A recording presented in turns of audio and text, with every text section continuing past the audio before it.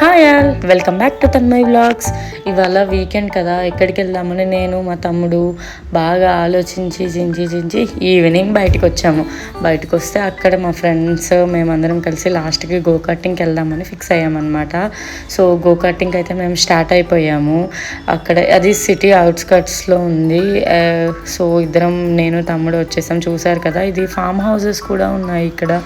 ఈ లొకేషన్ వచ్చేసి Ghatkesar, near to Ghatkesar ఉంది, నారపల్లి. అక్కడ దాటిన తర్వాత నాకైతే ఫస్ట్ టైం చాలా ఎగ్జైట్గా ఉన్నా. ఎలా ఉందో ఎక్స్పీరియన్స్ చేయాలి.